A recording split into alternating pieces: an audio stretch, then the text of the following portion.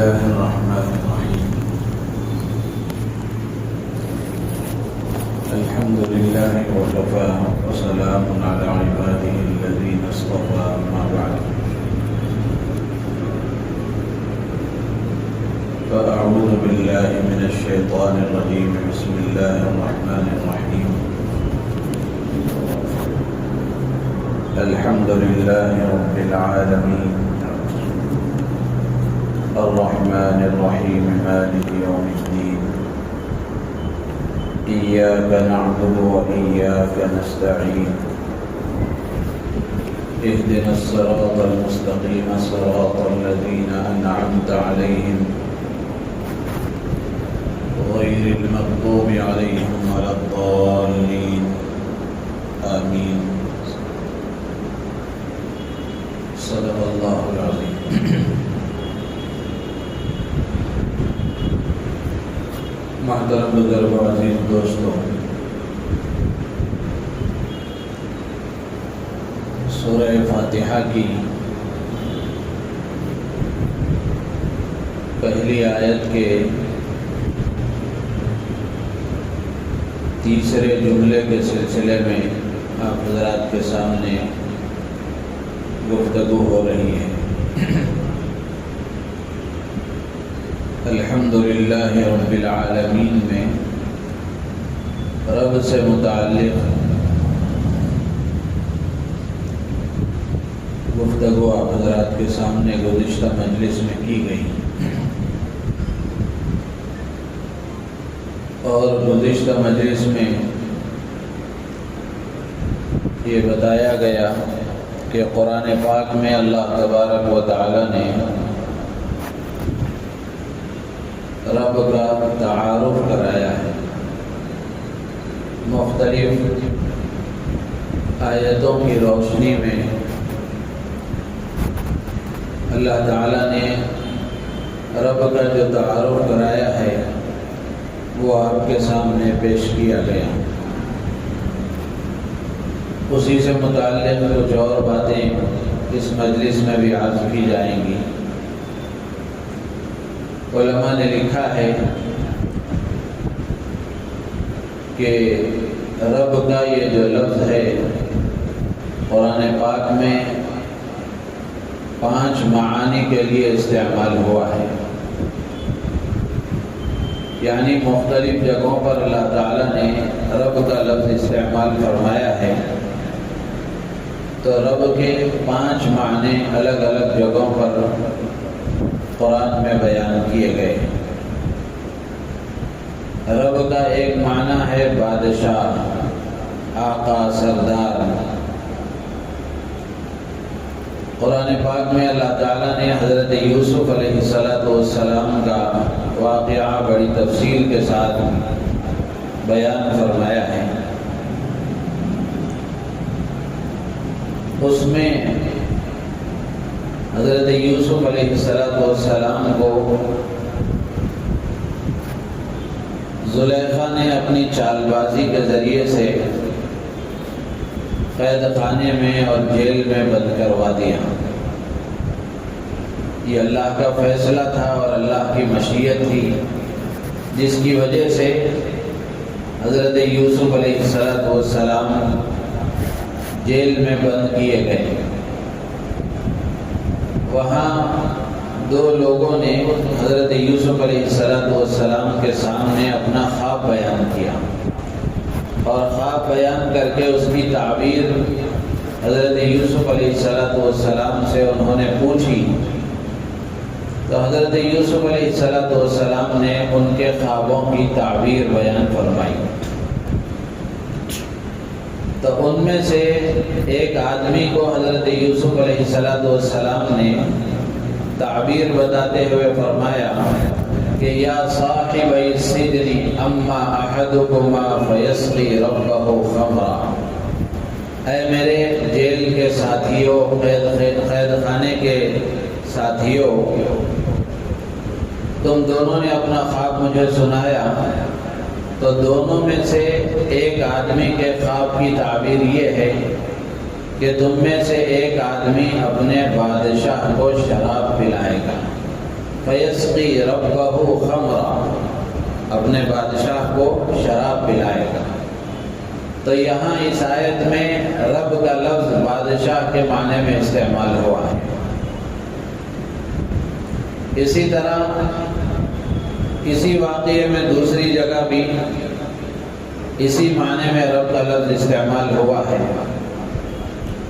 کہ حضرت یوسف علیہ السلام سے جن دو لوگوں نے خواب کی تعبیر پوچھی تھی، ان میں سے ایک آدمی کو تو پھانسی دی گئی، وہ تو ہلاک اور برباد ہو گیا، اور دوسرا آدمی جو پھر بادشاہ کی خدمت پر مامور ہو گیا، اس سے حضرت یوسف علیہ السلام نے کہا تھا کہ جب تم پھر بادشاہ کی خدمت پر دوبارہ مامور ہو جاؤ گے اور دوبارہ تمہاری خدمت شروع ہو جائے گی، تو تمہیں اندازہ ہے کہ مجھے بغیر کسی غلطی اور قصور کے جیل میں ڈالا گیا ہے۔ اور ان لوگوں نے اچھی طرح محسوس کیا تھا کہ حضرت یوسف نیک آدمی ہیں، اچھے آدمی ہیں، کسی بھی غلطی کے بغیر ظلماً ان کو اندر ڈال دیا گیا ہے۔ تو حضرت یوسف علیہ السلام نے موقع اچھا سمجھا اور اس آدمی سے کہا کہ تم دوبارہ پھر اپنے بادشاہ کی خدمت شروع کرو گے اور تمہاری ڈیوٹی شروع ہو جائے گی، تو آپ اپنے بادشاہ اور اپنے آقا کے سامنے میرا ذکر کرنا۔ تو اس کو قرآن میں جو بیان کیا گیا، وقال للذی ظن انہ ناج منہما اذکرنی عند ربک، تو یہاں بھی رب کا لفظ استعمال ہوا ہے کہ حضرت یوسف علیہ السلام نے ان دو آدمیوں میں سے جن کو نجات مل گئی اور جس آدمی کو دوبارہ خدمت پر بلا لیا گیا اور دوبارہ اس کی خدمت شروع ہو گئی، حضرت یوسف علیہ السلام نے اس آدمی سے کہا کہ اذکرنی عند ربی، اپنے بادشاہ اور اپنے آقا کے سامنے میرا تذکرہ کرنا، میرے بارے میں بتانا۔ تو یہاں بھی رب کا لفظ بادشاہ کے معنی میں استعمال ہوا ہے۔ دوسرا معنی ہے مالک اور مالک کا۔ قرآن پاک میں بہت ساری جگہوں پر اللہ تعالیٰ نے اس معنی میں رب کا لفظ استعمال فرمایا ہے۔ سورہ قریش سب پڑھتے ہیں ماشاءاللہ، اس میں اللہ تعالیٰ فرماتے ہیں فَلْيَعْبُدُوا رَبَّ هَذَا الْبَيْتِ، کہ اس گھر کے رب کی عبادت کرو، اس گھر کے رب کی عبادت کرو۔ تو یہاں رب کا جو معنی ہے وہ مالک کے معنی میں ہے کہ اس گھر کے مالک کی عبادت کرو۔ گھر سے مراد کعبۃ اللہ ہے، کعبۃ اللہ کا مالک اللہ تعالیٰ ہے، تو اس کی عبادت کرو۔ اسی طرح اور بھی بہت ساری جگہوں پر اللہ تعالیٰ نے اس معنی میں استعمال کیا ہے۔ تیسرا معنی ہے شارع، یعنی شریعت دینے والا۔ اللہ تبارک و تعالی بندوں کو شریعت دینے والے ہیں، حکم دینے والے ہیں، زندگی گزارنے کا سلیقہ سکھانے اور بتانے والے ہیں۔ تو اس معنی میں بھی رب کا لفظ استعمال ہوا ہے۔ قرآن میں اللہ فرماتے ہیں اتخذوا احبارهم ورهبانهم اربابا من دون اللہ والمسیح ابن مریم، یہودیوں نے اپنے علماء کو اور عیسائیوں نے اپنے مذہب کے بڑے لوگوں اور مذہب کے مشائخ کو اللہ کے علاوہ رب بنا لیا ہے، ان کو اپنا خدا بنا لیا ہے۔ تو یہاں رب کا لفظ شارع کے معنی میں استعمال ہوا ہے۔ یہودی اور عیسائی یہ کرتے تھے کہ اللہ کی طرف سے جو حکم دیا گیا ہے اگر اس میں کچھ سختی ہوتی تو وہ اپنے مذہب کے بڑے لوگوں سے مل کر اس میں کچھ تخفیف کرا لیتے تھے اور اس میں کچھ کمی کرا لیتے تھے، سزاؤں میں کچھ کمی کرا لیتے تھے، حکم میں کچھ تخفیف کرا لیتے تھے۔ تو اللہ فرماتے ہیں کہ کسی حرام کو حلال اور کسی حلال کو حرام کرنے کا جو اختیار ہے وہ صرف اور صرف اللہ کا ہے، لیکن ان لوگوں نے اپنے علماء کو، اپنے مشائخ کو، اپنے مذہب کے بڑے لوگوں کو یہ اختیار دے دیا اور وہ لوگ ان کے لیے یہ کام کرتے تھے۔ تو شارع کے معنی میں بھی رب کا لفظ استعمال ہوا ہے۔ اور اسی طریقے سے مربی تربیت کرنے والا، دیکھ بھال کرنے والا، اور کھانے پینے، دوا دارو، علاج معالجے کا انتظام کرنے والا۔ حضرت یوسف علیہ السلام کے واقعے میں حضرت یوسف علیہ السلام کو جب زلیخا نے بہکانے کی کوشش کی اور ان کو گناہ میں مبتلا کرنے کے لیے اپنی طرف بلایا، تو حضرت یوسف علیہ السلام نے اس وقت جواب دیا تھا اِنَّهُ رَبِّي أَحْسَنَ مَثْوَايَ، کہ تمہارے جو شوہر ہیں اور جنہوں نے مجھے اپنے یہاں ٹھہرایا ہے، یہ میرا رب ہے جس نے مجھے اچھا ٹھکانہ دیا ہے، رہنے کا اچھا انتظام کیا ہے۔ تو یہاں رب کا معنی ہے تربیت کرنے والا، دیکھ بھال کرنے والا، ضرورتوں کا انتظام کرنے والا۔ اسی طرح پانچواں معنی ہے مدبر کا، تدبیر کرنے والا، پلاننگ کرنے والا، ہر ایک کے نظام کو چلانے والا، نظام بنانے والا۔ قرآن میں اللہ نے فرمایا یدبر الامر من السماء الى الارض ثم يعرج الیہ، کہ اللہ تبارک و تعالی ہی وہ ہے جو آسمان سے زمین تک پورے نظام کی پلاننگ کرتا ہے، تدبیر کرتا ہے، نظام بناتا ہے۔ تو یہ رب کا لفظ قرآن میں 5 معنوں میں استعمال ہوا ہے، اور بھی بہت سارے معنی ہیں، مشہور یہ معنی ہیں۔ اسی سے متعلق ایک چیز یہ بھی ہے، علماء نے لکھا ہے، جیسے شروع میں جب یہ رب کی بات شروع ہوئی تو اس وقت میں نے عرض کیا تھا کہ اللہ تبارک و تعالی نے اس میں اپنے 4 صفات کو ذکر فرمایا۔ سورہ فاتحہ میں اللہ نے 4 صفتوں کو بیان فرمایا، الحمدللہ رب العالمین، الرحمن الرحیم، مالک یوم الدین۔ رب العالمین ایک صفت ہے، رحمان ایک صفت ہے، رحیم ایک صفت ہے، اور مالک یوم الدین ایک صفت ہے۔ ان 4 صفتوں میں، اور اللہ کے اور بھی بہت سارے صفاتی نام ہیں، ان صفاتی ناموں میں رب یہ ایک جامع لفظ ہے، اور اللہ کی تمام صفات کو جمع کرنے والا لفظ ہے۔ تو اسی لیے قرآن پاک میں اللہ تبارک و تعالی نے حضرت انبیاء کرام علیہ السلام نے اللہ سے جو دعائیں مانگی تھی، اور اللہ تبارک و تعالیٰ کے سامنے اپنی ضرورتوں کا اظہار کیا تھا اور اپنی پریشانیوں کا اظہار کیا تھا، اس میں رب کے لفظ کا استعمال فرمایا تھا۔ قرآن میں وہ ساری دعائیں اللہ نے نقل فرمائی ہیں۔ اسی طریقے سے اللہ نے اپنے نبیوں کو دعا مانگنے کا سلیقہ سکھایا تھا، کس طرح دعا مانگنی چاہیے اور کس وقت میں کیا مانگنا چاہیے، اللہ نے اس کی تعلیم بھی دی تھی۔ تو اللہ نے اس کو بھی قرآن میں بیان فرمایا۔ تو وہاں رب کے لفظ کا استعمال فرمایا ہے۔ جیسے حضرت آدم علیہ السلام سب سے پہلے انسان ہیں، اور سب سے پہلی دعا ہے جو سب سے پہلے انسان نے اللہ کے سامنے مانگی تھی، وہ ہے ربنا ظلمنا انفسنا وَإِن لَّمْ تَغْفِرْ لَنَا وَتَرْحَمْنَا لَنَكُونَنَّ مِنَ الْخَاسِرِينَ۔ اس میں رب کا لفظ ہے، ربنا، اے ہمارے رب، اے ہمارے پروردگار۔ حضرت آدم علیہ السلام کو اللہ تبارک و تعالیٰ نے فرمایا تھا کہ ساری جنت تمہارے رہنے کے لیے جگہ ہے، تمہاری رہنے کی جگہ ہے، تم آرام سے مزے سے جہاں چاہے رہو، لیکن فلاں درخت کے قریب نہ جانا۔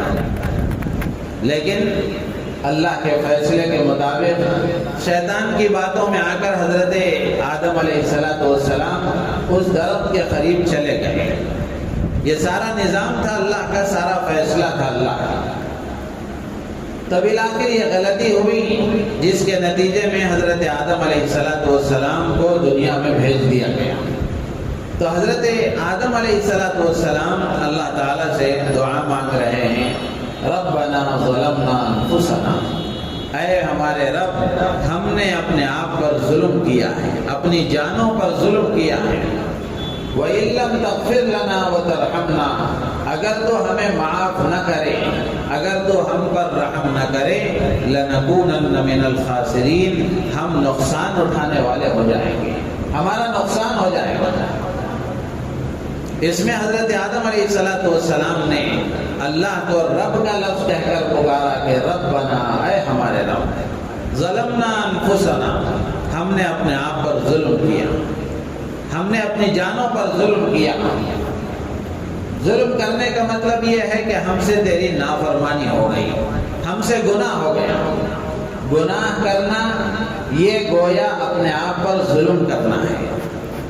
آنکھوں کا غلط استعمال، کانوں کا غلط استعمال، اللہ کی دی ہوئی طاقتوں کا غلط استعمال، مال کا، جان کا، اوقات کا، صلاحیتوں کا غلط استعمال کرنا، یہ گویا اپنے آپ پر ظلم کرنا ہے۔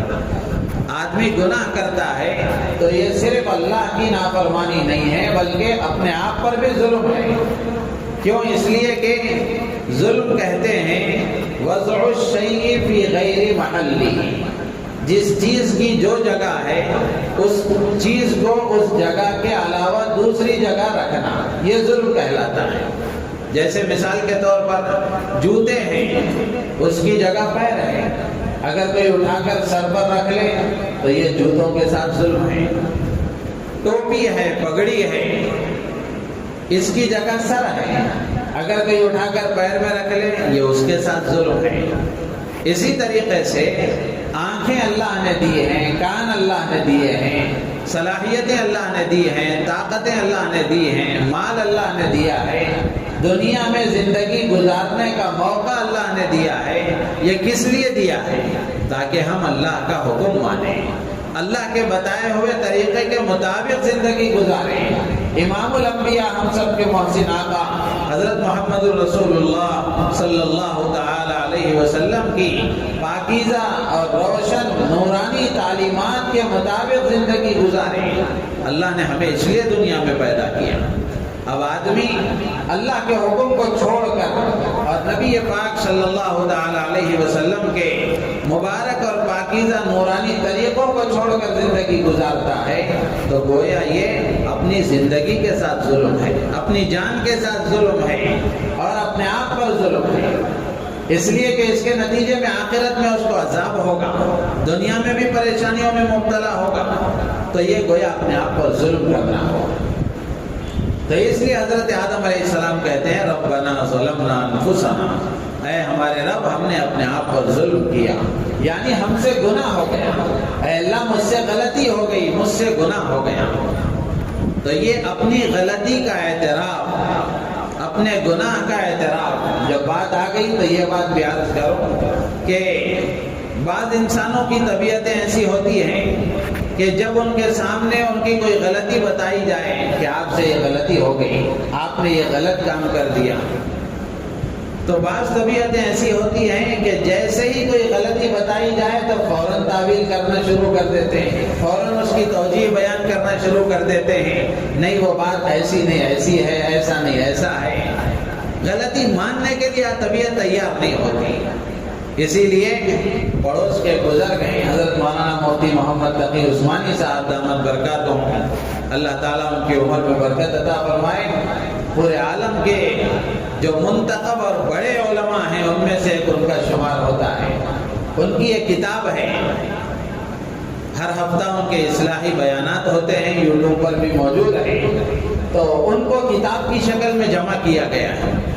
تو ایک سلسلہ حضرت کے بیانات کا ایسا ہوا جس میں حضرت نے قرآن میں جو دعائیں ہیں ان دعاؤں کی تشریح فرمائی، تو وہ کتاب ماشاءاللہ چھپی ہوئی ہے، قرآنی دعاؤں کی تشریح، قرآنی دعاؤں کی تشریح۔ تو اس دعا کے ذیل میں حضرت نے وہ لکھا ہے کہ یہ جملہ کہ مجھ سے غلطی ہو گئی، مجھ سے گناہ ہو گیا، مجھ سے نافرمانی ہو گئی، یہ جملہ آدمی کے لیے بہت بھاری جملہ ہے، یہ جملہ آدمی کے لیے بہت بھاری ہے۔ اپنی غلطی کا اعتراف کرنا، اپنے آپ کو غلط ثابت کرنا اور اپنی غلطی کو مان لینا بہت بڑی بات ہے۔ حضرت آدم علیہ السلام نے جب غلطی ہو گئی اللہ کے سامنے غلطی کا اعتراف کر لیا، اور جب کوئی آدمی غلطی کا اعتراف کر لیتا ہے، اپنی غلطی کو مان لیتا ہے اللہ کو بندے کی یہ ادا پسند آتی ہے، اور دنیا میں بھی، دنیا کی عدالتوں میں بھی جب آدمی غلطی کو مان لیتا ہے اور اپنے آپ کو سرنڈر کر دیتا ہے تو اس کی سزا میں تخفیف ہو جاتی ہے۔ تو بالکل اسی طریقے سے حضرت آدم علیہ السلام نے اللہ کے سامنے اپنے گناہ کا اعتراف کر لیا۔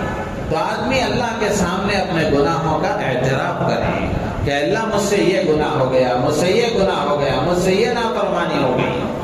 پھر آگے حضرت آدم علیہ السلام کہتے ہیں وَإِن لَّمْ تَغْفِرْ لَنَا وَتَرْحَمْنَا، اے اللہ اگر تو ہمیں معاف نہیں کرے گا، اگر تو ہم پر رحم نہیں کرے گا تو ہمارا بڑا نقصان ہو جائے گا، ہم تو نقصان اٹھانے والے ہو جائیں گے، ہم تو کہیں کے نہیں رہیں گے۔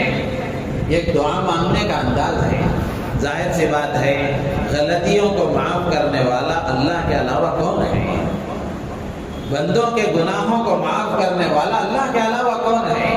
تو آدمی اللہ سے اس طرح لجاجت کے ساتھ، عاجزی کے ساتھ اور ایک تعلق کے ساتھ گڑ گڑاتے ہوئے اللہ کے سامنے اپنے قصوروں کا اعتراف کرتے ہوئے مانگے کہ اللہ اگر آپ معاف نہیں کریں گے تو ہم کہاں جائیں گے؟ آپ نے اگر ہمارے گناہوں کو معاف نہیں کیا تو کون ہمارے گناہوں کو معاف کرے؟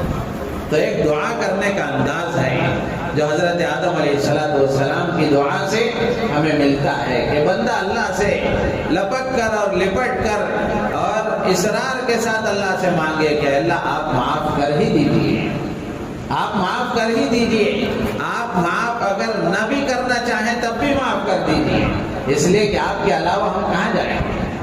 آپ کے در کے علاوہ ہمارا کون سا در ہے جہاں جا کر ہم اپنے گناہوں کی معافی کروائیں؟ تو حضرت آدم علیہ السلام کی یہ دعا ہے جس دعا میں حضرت آدم علیہ السلام نے رب کا لفظ استعمال فرمایا۔ اسی طرح حضرت نوح علیہ السلام جلیل القدر پیغمبر ہیں، جب قوم نے جھٹلایا اور تکلیفیں دی، ان کی بات کو نہیں مانا، تو قرآن میں سورہ نوح میں اللہ تبارک و تعالی نے وہ پورا منظر بیان فرمایا کہ حضرت نوح علیہ السلام نے کس طرح اللہ کے سامنے اپنی عاجزی کا، بے بسی کا، کمزوری کا اور قوم کی ستانے اور ان کو پریشان کرنے کی کیفیت کا حضرت نوح علیہ السلام نے اظہار فرمایا، اور پھر اللہ سے دعا فرمائی کہ رب انصرنی بما کذبون، کہ اے میرے پروردگار میری قوم نے مجھے جھٹلایا ہے، اس لیے آپ میری مدد فرمائیے۔ حضرت نوح علیہ السلام کی اور بھی بہت ساری دعائیں ہیں، ان میں سے ایک دعا حضرت نوح علیہ السلام نے یہ فرمائی کہ رب انصرنی بما کذبون، کہ اللہ یہ لوگ مجھے جھٹلا رہے ہیں، مجھے تکلیف پہنچانے کی کوشش کر رہے ہیں، آپ میری مدد فرما دیجیے۔ دشمنوں کے خلاف اللہ سے مدد مانگنا یہ نبیوں کا وتیرہ اور نبیوں کا شیوا اور نبیوں کی عادت رہی ہے، اور نبیوں کی دعاؤں سے ہمیں یہ پیغام ملتا ہے۔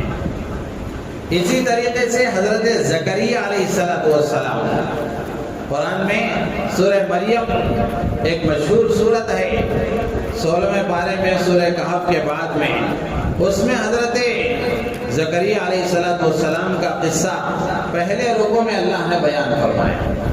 تو حضرت زکریا علیہ السلام کو بڑی لمبی عمر ہو گئی لیکن اولاد نہیں ہوئی، تو حضرت زکریا علیہ السلام نے اللہ سے دعا فرمائی ربی لا تذرنی فردا وانت خیر الوارثین، اے پروردگار مجھے تنہا مت چھوڑیے، بے اولاد مت رکھیے، بلکہ حضرت زکریا علیہ السلام نے دعا فرمائی فَهَبْ لِي مِن لَّدُنْكَ وَلِيًّا يَرِثُنِي وَيَرِثُ مِنْ آلِ يَعْقُوبَ وَاجْعَلْهُ رَبِّ رَضِيًّا۔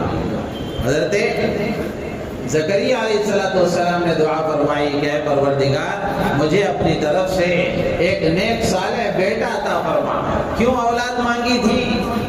اس لیے مانگی نہیں تھی کہ یہ بڑھاپے میں میرا سہارا بن جائے، میرے لیے ضرورتوں کا پورا کرنے والا بن جائے، بلکہ حضرت زکریا علیہ السلام نے اللہ سے اولاد اس لیے مانگی تھی کہ ان کو اندازہ تھا کہ ان کے بھائیوں میں اور ان کے بھتیجوں میں کوئی ایسا نہیں تھا جو ان کے بعد نبوت کے علم کو دوسروں تک پہنچانے والا ہو، نبوت کی ذمہ داریوں کو ادا کرنے والا ہو، ایسی صلاحیتیں کسی کے اندر وہ نہیں دیکھتے تھے۔ تو حضرت زکریا علیہ السلام نے دعا فرمائی کہ اللہ مجھے ایسا نیک صالح بیٹا دے، یرثنی و یرث من آل یعقوب، جو میرا بھی وارث ہو اور حضرت یعقوب علیہ السلام کے اولاد کا بھی وارث ہو۔ یعنی نبوت کی ذمہ داری اور نبوت کا علم یہ دوسروں تک پہنچانے کی قابلیت رکھنے والا ہو۔ اور حضرت زکریا علیہ السلام نے دعا جس انداز سے مانگی ہے یہ پڑھنے کے قابل ہے۔ صرف میں اس کا ترجمہ کر کے آپ کو بتاتا ہوں کہ حضرت زکریا علیہ السلام نے اللہ سے کیسے دعا مانگی۔ ایک دعا ہم بھی مانگتے ہیں اور ایک دعا نبیوں کی ہے۔ مانگنے کا انداز ہمیں نبیوں کے انداز سے سیکھنا چاہیے۔ ہماری دعا جیسے ہوٹل میں جا کر ہم آرڈر دیتے ہیں یہ دے دیجئے، اسی طرح ہماری دعاؤں میں ہم اللہ کو بھی آرڈر دے دیتے ہیں، یہ بھی پورا کر دیجئے، یہ بھی کر دیجئے، وہ بھی کر دیجئے۔ حضرت زکریا علیہ السلام اللہ سے دعا کرتے ہیں کہ رب انی وہن العظم منی واشتعل الرأس شیبا ولم اکن بدعائک رب شقیا۔ اے اللہ میری ہڈیاں کمزور ہو گئی، عمر کا ایک لمبا حصہ گزر چکا تھا، تو حضرت زکریا علیہ السلام کہتے ہیں اے اللہ میری ہڈیاں کمزور ہو گئیں، واشتعل الرأس شیبا، اور سر کے بال سفید ہو گئے ہیں، وَلَمْ أَكُمْ بِدُعَائِكَ رَبِّ شَقِيًّا، لیکن میں تجھ سے دعا کر کے کبھی محروم نہیں رہا۔ یعنی میں نے تجھ سے دعا کی ہو اور میری وہ ضرورت پوری نہ ہوئی ہو، ایسا کبھی نہیں ہوا۔ اب حضرت زکریا علیہ السلام کو اولاد کے لیے دعا کرنے کا خیال کب آیا؟ حضرت مریم کے پاس جب وہ ایک مرتبہ گئے، ان کی کفالت کی ذمہ داری تھی، ان کے رشتے میں غالباً ماموں لگتے تھے، تو ان کی کفالت کی ذمہ داری کے لیے بار بار وہ حضرت زکریا علیہ السلام حضرت مریم رضی اللہ تعالیٰ عنہ کے پاس آیا جایا کرتے تھے، ان کی دیکھ بھال کے لیے، ان کی ضرورتوں کا انتظام کرنے کے لیے۔ ایک مرتبہ ان کے حجرے میں داخل ہوئے تو دیکھا کہ ایسے پھل رکھے ہوئے ہیں جن کا موسم ہی نہیں ہے، بے موسم کے پھل رکھے ہوئے ہیں۔ تو حضرت زکریا علیہ السلام نے حضرت مریم سے پوچھا کہ انا لکی ھذا، یہ سب تمہیں کہاں سے ملے، کون لا کر دیے، کہاں سے آئے؟ تو حضرت مریم نے کہا قالت هو من عند اللہ، یہ اللہ کی طرف سے ہے، اللہ نے یہ دیا ہے۔ تو حضرت زکریا علیہ السلام کو خیال آیا جو خدا بے موسم کے پھل دینے کی قدرت رکھتا ہے وہ بغیر عمر کے اور بغیر موسم کے اولاد بھی دے سکتا ہے۔ امید پیدا ہوئی تو حضرت زکریا علیہ السلام نے اس وقت میں یہ دعا فرمائی اس انداز سے کہ سب سے پہلے اپنی بے بسی کا، اپنی کمزوری کا، اپنی عاجزی کا اظہار کیا، اور پھر کہا کہ اللہ ایسا کبھی نہیں ہوا کہ میں نے آپ سے دعا مانگی ہو اور میرا کام نہ ہوا ہو، میں محروم ہو گیا ہوں، ایسا کبھی نہیں ہوا۔ اور پھر اس کے بعد کہا ظاہر سی بات ہے اولاد کے لیے دنیا کا جو نظام ہے وہ یہ کہ اللہ تعالیٰ نے نظام ایسا بنایا ہے کہ میاں بیوی کے ملنے کے بعد اللہ تعالیٰ ان کو اولاد عطا فرماتے ہیں۔ پھر اس کے بعد حضرت زکریا علیہ السلام نے کہا کہ دنیا کے اعتبار سے جو ظاہری سبب ہے اس میں بھی ہمارے سبب میں کمی ہے، میں بوڑھا ہو چکا ہوں اور میری بیوی بانجھ ہے، یعنی ان کو بچے نہیں ہوتے، میری بیوی بانجھ ہو گئی ہے، لیکن پھر بھی اللہ سے حضرت زکریا علیہ السلام نے کہا کہ اللہ آپ بے موسم پھل دینے کی قدرت رکھتے ہیں تو ہمیں اولاد بھی آپ دے سکتے ہیں، تو لہذا پھر بھی آپ اولاد دے دیجیے۔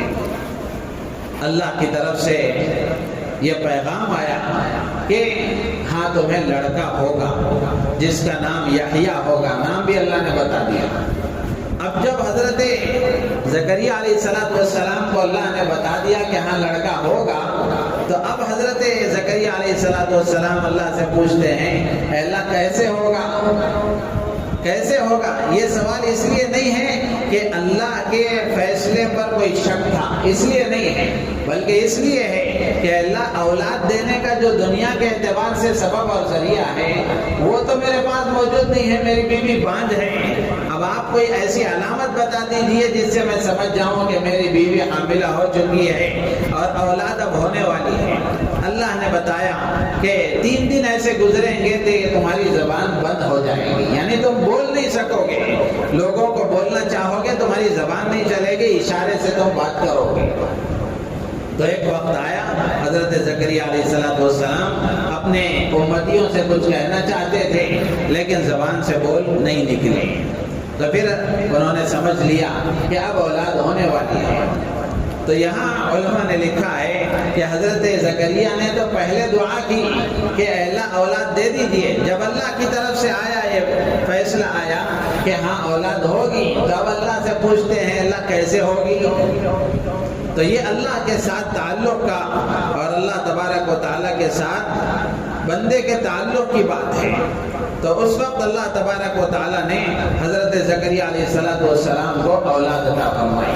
تو اس طرح اور بھی بہت سارے نبیوں کی دعائیں قرآن میں موجود ہیں، حضرت لوط علیہ السلام، حضرت ہود علیہ السلام، حضرت سلیمان علیہ السلام، حضرت عیسیٰ علیہ السلام، بہت ساری دعائیں ہیں۔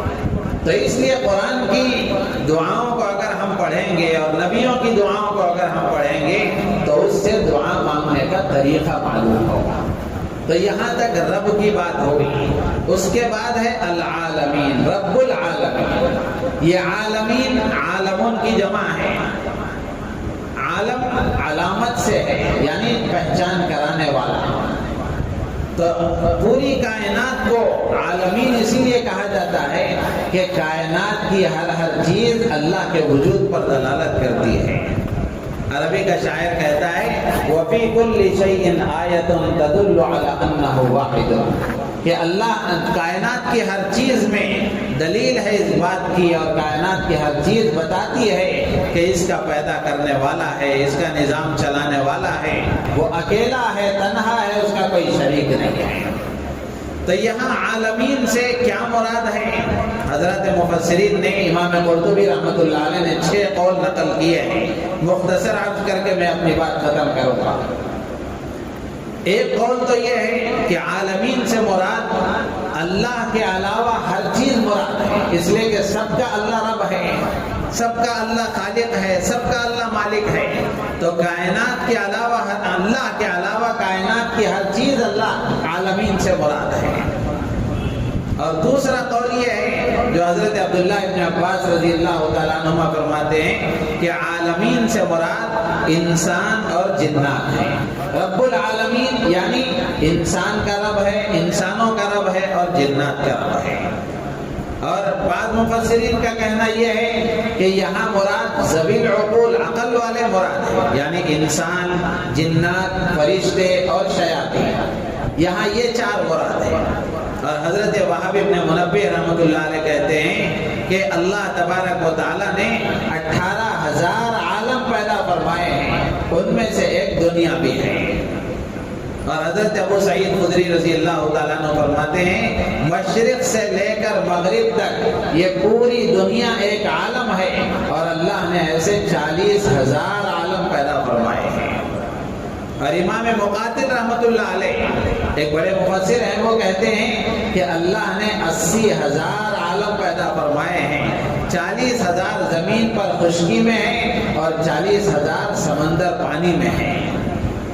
تو اسی لیے آخر میں آ کر حضرات مفسرین یہ کہتے ہیں کہ عالم اور مخلوقات کی تعداد کی صحیح گنتی اور صحیح تعداد اللہ ہی کو معلوم ہے۔ وَمَا يَعْلَمُ جُنُودَ رَبِّكَ إِلَّا هُوَ، قرآن میں بھی اللہ نے فرمایا کہ اللہ کے لشکروں کو اللہ کے علاوہ کوئی نہیں جانتا۔ اللہ کی کتنی مخلوقات ہیں یہ اللہ ہی بہتر جانتا ہے۔ قرآن پاک میں الگ الگ معنی کے لیے ایک جگہ انسان اور جنات کے معنی کے لیے استعمال ہوا ہے، اور ایک جگہ ساری کائنات کی چیزوں کے لیے استعمال ہوا ہے، اور ایک جگہ عالمین کا لفظ اس زمانے کے لوگوں کے لیے استعمال ہوا ہے۔ تو یہاں تک رب العالمین ہے کہ اللہ تبارک و تعالی رب العالمین ہے، یعنی کائنات کی ہر چیز کا رب ہے۔ ایک شاعر ہے جس نے اللہ کا بڑے اچھے انداز میں تعارف کرایا ہے، لمبا وقت ہو گیا ورنہ میں وہ آپ کو اشعار سناتا کہ حضرت اللہ تبارک و تعالیٰ کے بارے میں رب کا تعارف کراتے ہوئے، اللہ کا تعارف کراتے ہوئے انہوں نے بہت ساری چیزوں کو، بہت سارے واقعات کو ان اشعار میں بیان کیا ہے۔ اشعار میں بات بہت جلدی سمجھ میں آتی ہے اور بہت دیر تک دل میں بیٹھتی ہے، اس لیے شعر و شاعری میں جو بات سمجھائی جاتی ہے وہ بہت زیادہ وزن بھی رکھتی ہے۔ دو چار شعر سن لیجیے۔ شاعر کہتا ہے پروردگار عالم تیرا ہی ہے سہارا، تیرے سوا جہاں میں کوئی نہیں ہمارا، نوح کا سفینہ تو نے طوفان سے بچایا، نوح علیہ السلام کی کشتی کو تو نے ہی طوفان سے بچایا، مشکل کے وقت تو ہی بندوں کے کام آیا، مانگی خلیل نے یعنی ابراہیم علیہ السلام نے، مانگی خلیل نے جب تجھ سے دعا فرمایا، آتش کو تو نے فوراً ایک گلستہ بنایا، آگ کو تو نے باغ بنایا۔ اسی طرح یونس کو تو نے مچھلی کے پیٹ سے نکالا، تو نے ہی مشکلوں میں ایوب کو سنبھالا، الیاس پر کرم کا تو نے کیا اجالا، ہے دو جہاں میں یا رب تیرا ہی بول بالا۔ یوسف کو تو نے مولا دی قید سے رہائی، یعقوب کو دوبارہ شکل پسر دکھائی، یعنی حضرت یوسف علیہ السلام حضرت یعقوب علیہ السلام سے بچھڑ گئے تھے، پھر اس کے بعد میں مصر کے بادشاہ بنے تو دوبارہ اللہ نے حضرت یعقوب علیہ السلام کو بینائی بھی دی اور حضرت یوسف علیہ السلام کی شکل بھی دکھائی۔ یعقوب کو دوبارہ شکل پسر دکھائی، بہتی ہوئی ندی میں موسیٰ کو راہ بتائی، راستہ نکالا، اور تو نے صلیب سے بھی عیسیٰ کی جان بچائی۔ حضرت عیسیٰ علیہ السلام کو قتل کرنے کے لیے ان کے قوم کے لوگ کمرے میں داخل ہو گئے تھے، اللہ تبارک و تعالیٰ نے ایک آدمی کو حضرت عیسیٰ کی شکل کا بنا دیا اور حضرت عیسیٰ کو آسمانوں پر اللہ نے زندہ اٹھا لیا۔ یہ ہمارے عقیدے سے تعلق رکھنے والی بات ہے۔ اللہ کے نبی نے فرمایا کہ قیامت کے قریب حضرت عیسیٰ علیہ السلام زمین پر اتریں گے اور دنیا میں آئیں گے، دمشق کی جامع مسجد پر، اور اس کے مینارے پر دو فرشتوں کے سہارے سے حضرت عیسیٰ علیہ السلام دنیا میں آئیں گے۔ یہ تفصیلات موجود ہیں۔ تو اللہ تیرے کرم کا کوئی نہیں کنارہ، تیرے سوا جہاں میں کوئی نہیں ہمارا۔ تو حضرات انبیاء علیہ السلام کی دعاؤں سے ہمیں یہ پیغام ملتا ہے کہ حضرات انبیاء علیہ السلام نے ہر مشکل میں اللہ کو پکارا، اپنی ہر ضرورت اللہ کے سامنے رکھی۔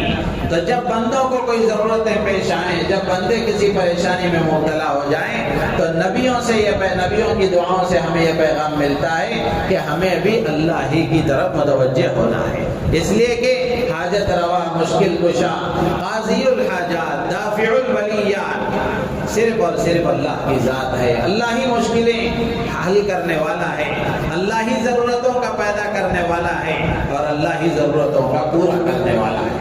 اللہ تعالیٰ ہم سب کو ان باتوں پر عمل کی توفیق عطا فرمائے۔ الحمدللہ رب العالمین، اللہم صلی علی سیدنا مولانا محمد وعلی آل سیدنا و مولانا محمد مبارک وسلم۔ ربنا آتنا فی الدنیا حسنہ وفی الآخرۃ حسنہ وقنا عذاب النار۔ صلی وسلم وبارک علی حبیبک سیدنا محمد وعلی آلہ واصحابہ اجمعین، والحمد للہ۔